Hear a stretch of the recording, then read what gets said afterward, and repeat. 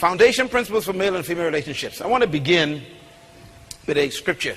Can you turn to the scripture for me, please? Because I want you to read it in your Bible. It's found in Proverbs chapter 24.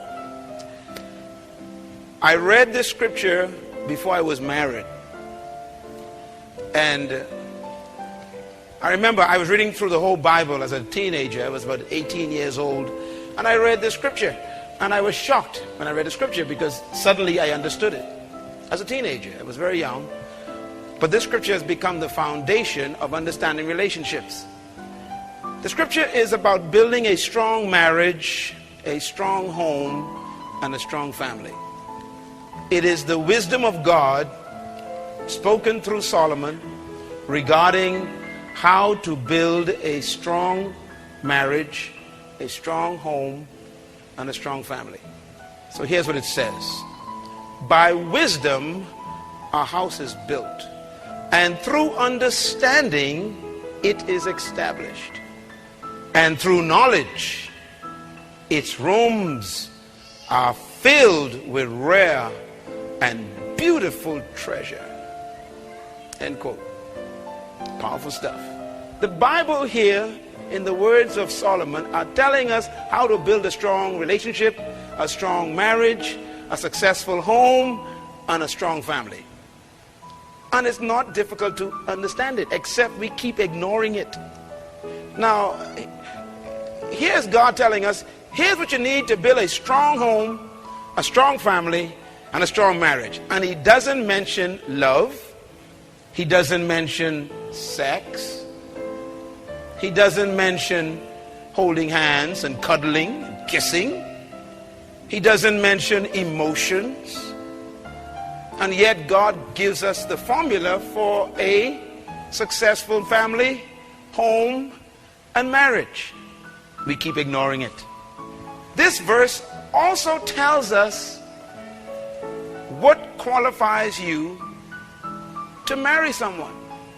The only way you should really feel comfortable and confident in marrying someone is if they qualify with this verse. Boy, that right away it makes you wait. By wisdom, a house is built. Through understanding, you establish it. That means it is firmly rooted. And then through knowledge, its rooms are filled with precious treasure. Let me explain the last part. You ever been in a house where the people weren't speaking to each other? Come on, you know, sometimes that happens, right? It's kind of quiet. You can feel ice in the house. Now that's not bad until you're married. It gets real bad then. Especially sleeping back to back. Oh Lord. I mean, what are you laughing at? It happens because people don't understand that the key to keeping ice out of your house is knowledge. Read it again. It says every room supposed to be like beautiful treasures in this place.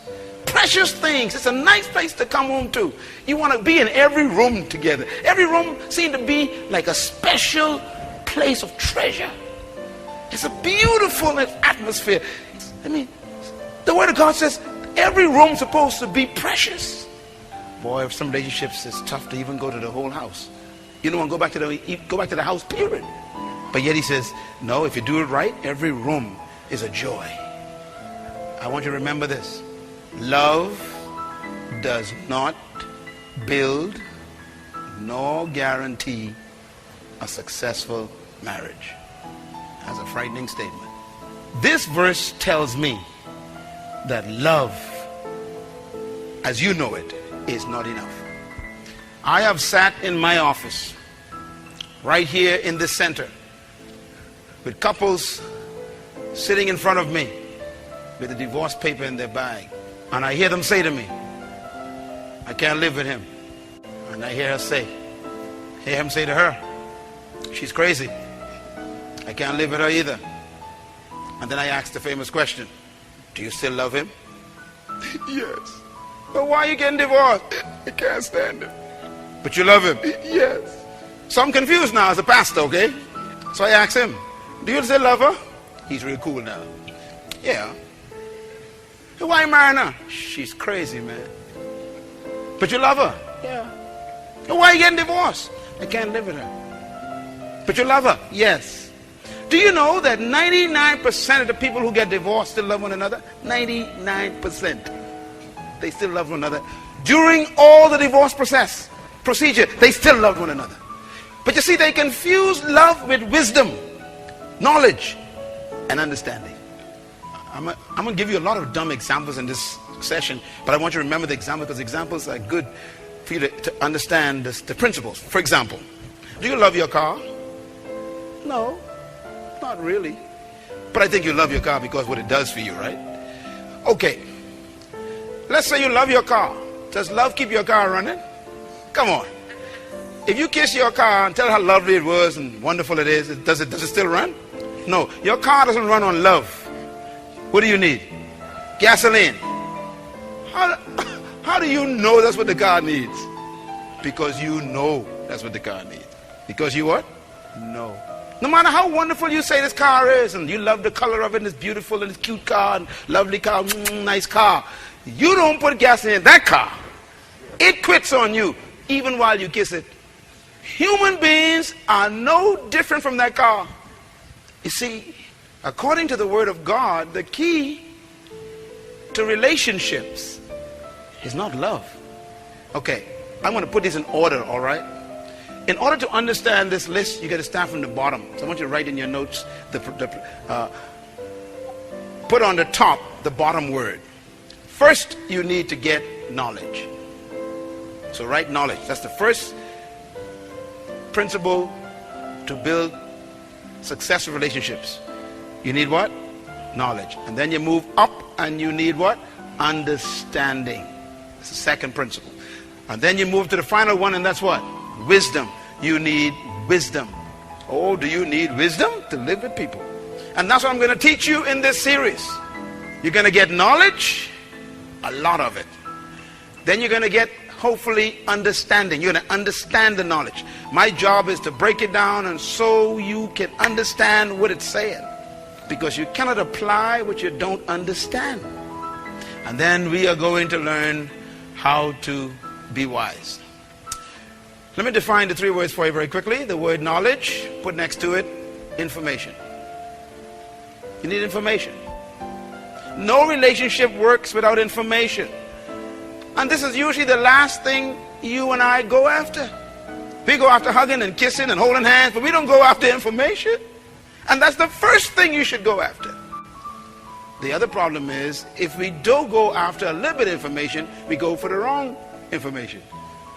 Like we get our information from Oprah Winfrey.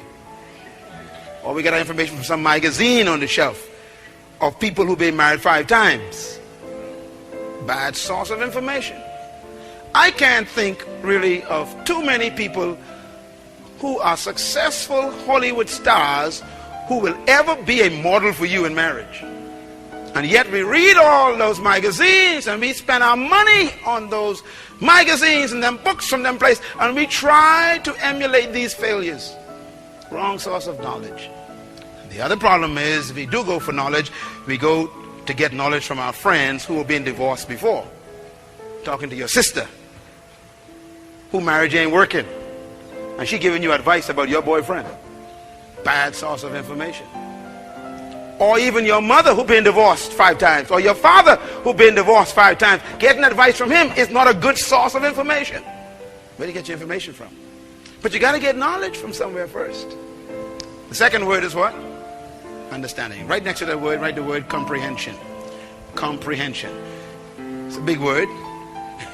To comprehend means to be able to mentally, cognitively relate to the information to the point where you can assimilate it. To understand means you can take information and the concepts can be assimilated. You understand them. The Bible says you must get that. For example, I can tell you, you should love one another. Okay, that's information. The problem is, do you comprehend that? No, because you might know what I mean by love. You know what love is. Matter of fact, there are 3 words. There are actually 4 words that are translated love in the Bible. 3 of them are very common. Let me think of 3 of them. So when I say I love you, or you say you love your wife, we're not sure what you mean. So you got to be able to comprehend when the Word of God says to love your wife. What does it mean? Can you comprehend it? If you don't comprehend it, then you can't apply it. And that's why you need teaching. Teaching is to help you comprehend information. I know how to love my wife Ruth. I know how to do it. And it took me thousands of hours of reading to learn how to love my wife. Buying my wife a dress is not love. You'll be amazed what a woman calls love. You'll be amazed. And by the way, the Bible never tells a woman to love a man. And yet men need love. But it's not love the way a woman thinks love is. If you buy a man flowers, he thinks you are stupid. You see, the love to a man is different than it is for a woman. So you got to comprehend when you say, how do I love my husband? You got to learn what love means to a man. A woman spells love, not L-O-V-E. A woman spells love differently. She spells love A-F-F-E-C-T-I-O-N. Now, you got to try to figure out what affection means to a woman. That's a whole new ball game again. And yet she calls that love. For what is affection? You can take 2 weeks just to study that one. Because they're complicated, man. If your wife is mad and you buy her a diamond ring, she's still mad. It ain't a ring she wants, something else you missed. You know, in the Bahamas, we have this saying, patch it up with the chicken in the bag. You know, years ago, that bag don't work no more, brother. You bring all the chicken you want home, she still ain't gonna deal with you. Because it's different. For example, one way that a man spells love is R-E-S-P-E-C-T. Not flowers, not ties. So the concepts gotta be understood. And the last word is what? Wisdom. The word wisdom, right next to it, write the word application. Wisdom is the ability to apply knowledge effectively. Wisdom is what? The ability to apply knowledge effectively. Let me tell you something. Even though you may learn a lot about how to live with a husband, you got to also learn how to apply what you learn properly. Because you can take information that's good and make it a bad experience. That's why wisdom is called the supreme. Wisdom is supreme. Wisdom is the ultimate. If you can apply it effectively, you get it. Wisdom is the most important thing in life. That's why it never said Jesus Christ made unto us understanding. No. It never says Christ made unto us knowledge. No. He's made unto us what? The wisdom of God. He is God applied. He is not just information. He's the application of divinity. He shows you how to apply God. That's the ultimate of Jesus. And so it is in relationships. How do you have a successful relationship with someone for the rest of your life? You need a lot of knowledge, a lot of understanding, and a truckload of wisdom. And that's what the Bible says. The rooms will then be filled with treasure. You can have a wonderful home.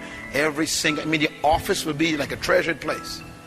Even going to work would be happier if you could have good relationships with people.